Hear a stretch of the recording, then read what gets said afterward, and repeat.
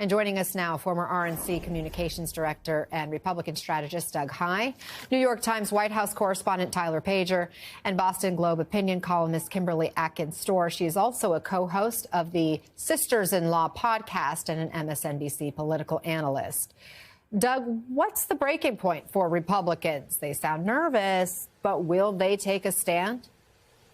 Well, I don't know that there is necessarily a breaking point. We've seen the Republican will bend to Donald Trump so much that it's never snapped. Obviously, even after January 6th, when we thought Donald Trump was done with politics and had no future, he came back and the party came to him to do so. Kevin McCarthy flew to Mar-a-Lago, for instance. So while there's a lot of Republican nervousness, certainly about tariffs, it's not universal because of fealty and loyalty to Trump. The people who are speaking out most forcefully at this point, even though I by and large agree with them, are outliers. And I also think it's really hard-pressed to be accurate in predictions about politics that happen a year or more in advance. When we went through the 2013 shutdown in October of 2013, it was doom and gloom predicted for Republican elections in 2014. It turned out that wasn't true. When we go back to the 2010 elections, at this point in 2009, Republicans were scared to death of Barack Obama and were called an endangered species on the cover of Time magazine. 18 months later, they won the House of Representatives. So there's nervousness now. You're right to be nervous. But what happens when we go to the midterm elections? There's just a long way to go before we get there. That's a good point. There is a lot of time still before then. At a congressional dinner for Republicans last night, President Trump said that other countries are dying to make a deal. But Politico reports that many foreign governments who want to talk are getting no response. Is there a timeline for these negotiations? Yeah, I think that's what a lot of people on Wall Street and throughout Washington are asking themselves and trying to get answers from the White House and the broader administration. I think one of the things that many even supporters of the president want is some clarity on what the long-term strategy and plan is. We heard that from Senator Kennedy on the Senate floor last night.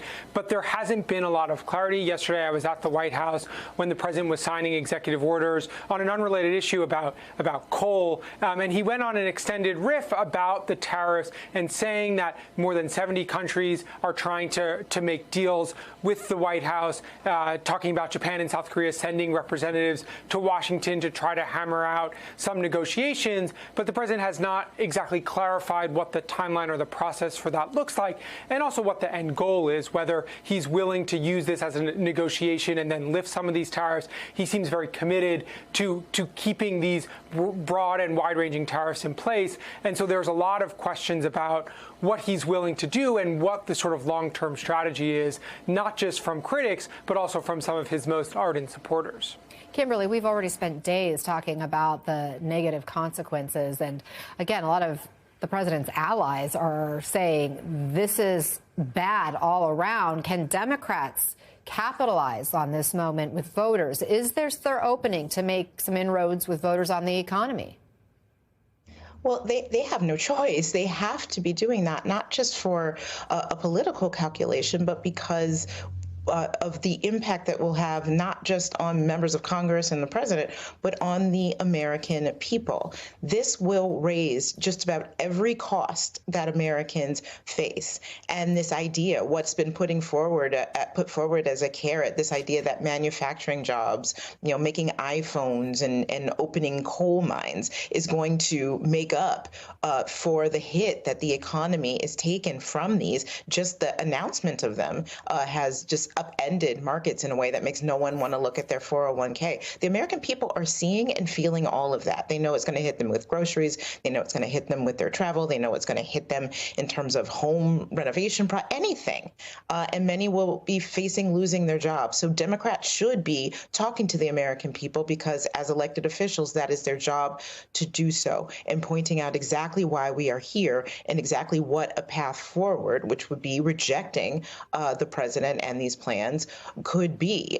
Their silence, collective silence so far is at not just their own peril, but at the peril of the American people. Well, I think some would argue that the Democrats are speaking up. I mean, look at Cory Booker's record speech that he made just last week. Obviously, we saw all the protests in the streets across the country against the president's policies, not only the tariffs, but also what we're seeing with DOGE. I had Gregory Meeks on, a Republican who is the ranking member of the Foreign Affairs Committee in the House, who's introduced or working on legislation to push back against the tariffs. So I don't think that there has been silence from Democrats, but is there a strategy that is kind of unified strategy that we aren't seeing just yet? Right. That's what I meant.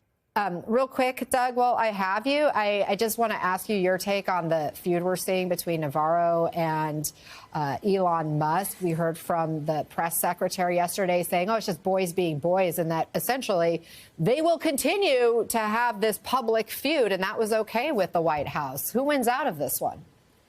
I don't know who wins, but I've heard basically three reactions in the past few days. One, the past day. One, to ignore it. Two, to roll your eyes at it. And three, the sort of schadenfreude laughing at it and finding it hysterical. None of this is good ultimately for Donald Trump. And that is what people in the White House should remember. As we talk about all these ancillary sort of cartoon characters, this is about the president ultimately.